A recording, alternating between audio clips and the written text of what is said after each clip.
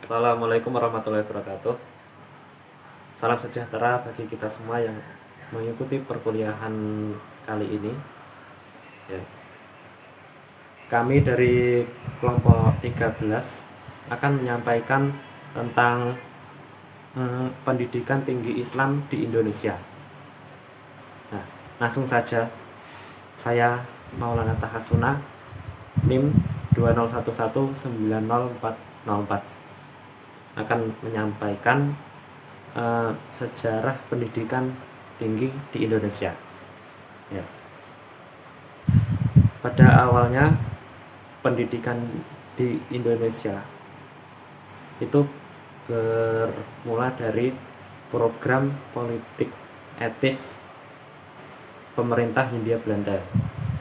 Nah, program tersebut mendorong timbulnya sekolah-sekolah, meskipun pada awalnya itu cuma sekolah dasar dan menengah, tapi kemudian berkembang sampai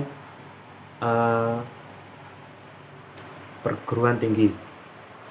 Contohnya itu Stovia, NIAS, GHS, dan THS yang sekarang menjadi ITB, itu Institut Teknologi Bandung. Kemudian pada tahun 1940 menurut Mahmud Yunus di Padang itu didirikan PTI, namun akhirnya itu ditutup karena bukan dilarang, karena terjadi Perang Dunia Kedua. Yaitu waktu itu Indonesia dijajah sama Belanda, sama Jepang. Ya. Tapi tetap sekolah dasar dan menengah itu tetap dibuka. Jadi yang dibatasi itu cuma yang perguruan tinggi itu. Kemudian PTI akhirnya didirikan oleh Masyumi, yaitu gabungan dari organisasi-organisasi Islam. Contohnya seperti NU, Muhammadiyah, POI, PUII, Al-Islam, Sumubu, dan beberapa cendekiawan itu mendirikan perguruan tinggi atau sekolah tinggi Islam pada tanggal 27 Rajab 1364 Hijriah, bertepatan dengan tanggal 8 Juli 1945 di Jakarta. Dan pada tanggal 22 Januari 1950 sejumlah pemimpin Islam dan para ulama juga mendirikan sebuah universitas Islam di Solo. Pada tahun itu juga Fakultas Agama yang semula ada di Universitas Islam Indonesia Yogyakarta diserahkan ke pemerintah, yakni Kementerian Agama, dan kemudian dijadikan perguruan tinggi Islam negeri untuk golongan Islam yang diambil dari Fakultas Agama UNHA berdasarkan peraturan pemerintah nomor 34 tahun 1950. Pada perkembangan berikutnya, pada tanggal 24 Agustus 1960 diresmikan Institut Agama Islam Negeri IAIN. Jadi ini IAIN pertama di Indonesia, berada di Yogyakarta. Gabungan antara PT AIN yang berkedudukan di Yogyakarta dan Akademik Dinas Ilmu Agama atau ADIA yang berkedudukan di Jakarta. Jadi PT AIN di Yogyakarta dan ADIA yang berada di Jakarta itu digabung, terbentuklah IAIN. Dan perkembangan selanjutnya, berdirilah cabang-cabang IAIN. Contohnya IAIN Ponorogo. Itu dulu cabang dari IAIN Sunan Ampel, mendirikan cabang fakultas dan jurusannya cuma satu, jurusan peradilan. ya. Namun akhirnya berkembang menjadi STAIN dan akhirnya menjadi IAIN seperti sekarang.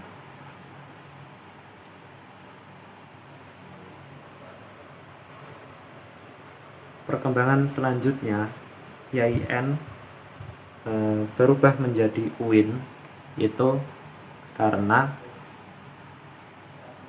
ada tambahan fakultas dan jurusan itu di luar studi keislaman. Jadi ada fakultas kesehatan misalnya, fakultas ya pokoknya di luar keislaman itulah. Itu sudah tingkatnya sudah menjadi UIN, bukan lagi IAIN. Ya, saya kira itu saja penjelasan dari saya. Kurang lebihnya mohon maaf. Selanjutnya akan disambung oleh Mbak Ifada. Silakan. Assalamualaikum warahmatullahi wabarakatuh. Saya Maulani Ifada Nurhani dengan nomor induk mahasiswa 201190405 akan melanjutkan presentasi dari materi yang pertama yang disampaikan oleh Maulana. Langsung saja, materi yang akan saya sampaikan yaitu kondisi pendidikan tinggi Islam di era sekarang. Pendidikan tinggi Islam atau perguruan tinggi Islam pada hakikatnya merupakan lembaga bagian akademik yang mendidik santri lulusan madrasah, madrasah diniyah ataupun pondok pesantren yang melanjutkan pendidikannya. Pendidikan tinggi Islam diharapkan dapat memproduksi sarjana muslim yang mempunyai keahlian dalam bidang ilmu agama Islam, berakhlak mulia, cakap, dan bertanggung jawab atas kesejahteraan umat serta masa depan bangsa Indonesia. Di samping itu juga harapan pemerintah untuk mengisi birokrasi pemerintahan di Departemen Agama seperti urusan haji, urusan penerangan, dan urusan pendidikan, maka diharapkan untuk yang mengisi adalah mereka yang berasal dari perguruan tinggi Islam seperti IAIN atau Institut Agama Islam Negeri. Saat ini semakin banyak IAIN yang berkeinginan menjadi UIN karena dari segi peminat siswa SMA yang cukup besar, maka UIN di masa mendatang semakin bertambah. Hanya saja pendirian IAIN ke UIN memunculkan pertanyaan, apakah produknya terutama program-program umum seperti kedokteran, teknik informatika, dan lainnya itu hanya menambah daftar lulusan yang unggul dalam bidang teori atau hanya memproduksi lulusan untuk memenuhi tenaga pengajar di pendidikan tinggi tetapi lemah dalam bidang riset yang hasilnya hanya pandai berteori namun tidak bisa mengembangkan ilmu. Jika demikian, nasib UIN akan sama dengan pendidikan tinggi di negara Islam yang tidak memberikan hasil apa-apa dalam pengembangan keilmuan baik dalam sains maupun teknologi. Para ilmuwan dan pejabat IAIN sudah lama menyadari dua kekurangan IAIN, yaitu dalam merespon masa depan umatnya serta dalam mengaplikasikan konsep filosofis pendidikan Islam sebagaimana ditetapkan oleh Al-Quran dan hadis.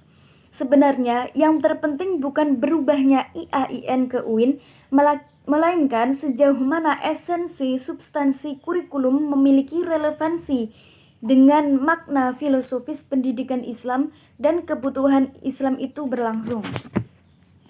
Sebagai agen sosial pendidikan Islam yang berada dalam modernisasi dan globalisasi dewasa ini, dituntut untuk mampu memainkan perannya secara dinamis dan proaktif. Diharapkan mampu membawa perubahan dan kontribusi yang berarti bagi kebaikan umat Islam, baik tatanan intelektual maupun praktis.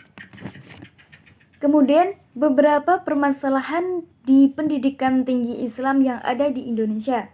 Yang pertama, krisis moral akhlak. Memperhatikan kenyataan merosotnya akhlak bangsa ini, tentunya penyelenggara pendidikan agama, guru agama, dosen agama, tergugah untuk bertanggung jawab meningkatkan kualitas pendidikan agama Islam untuk mengatasi kemerosotan akhlak. Kemerosotan akhlak bangsa ini dipengaruhi beberapa faktor. Yang pertama, pengaruh globalisasi. Yang kedua yaitu krisis ekonomi, sosial, politik, budaya, dan lain-lain. Yang kedua, masih kuatnya manajemen patriarki atau kekeluargaan. Artinya semua unsur pemangku kebijakan di lembaga tersebut terdiri dari keluarga atau kerabat. Misalnya ketua yayasan, pembina, pengawas, pengurus, kepala sekolah, bahkan guru sampai staf pun berasal dari keluarganya dan masih memiliki hubungan keluarga atau kerabat. Kondisi tersebut mengakibatkan kurangnya fungsi-fungsi unsur manajemen secara baik dan menghambat pencapaian program sekolah. Yang ketiga, semakin diminatinya pendidikan umum. Pendidikan umum nyatanya lebih mampu menghadapi tantangan duniawi dalam arti jasmaniah dan materi, sehingga IAIN dianggap kelas kedua setelah mereka tidak diterima di universitas atau perguruan tinggi yang lain. Yang keempat, pendidikan menjadi tuntutan duniawi. Saat ini pelajaran umum hanya memberi sedikit waktu untuk pelajaran agama. Misalnya, dalam 1 minggu pendidikan agama Islam itu hanya 2 jam dan pendidikan-pendidikan umum yang lain ada beberapa jam yang lebih banyak waktunya daripada pendidikan agama Islam. Maka pembelajaran agama harus diperoleh dari sumber lain, yaitu non-formal. Jika kekurangan ini tidak terisi, berarti akan hilang keseimbangan antara imtek dan iptek dari peserta didik. Dan yang kelima adalah persaingan dunia kerja. Lapangan pekerjaan bagi lulusan pendidikan tinggi umum lebih banyak dan baik jika dibandingkan lulusan pendidikan tinggi Islam. Baik, terima kasih. Cukup ini yang dapat kami sampaikan, kurang lebihnya mohon maaf.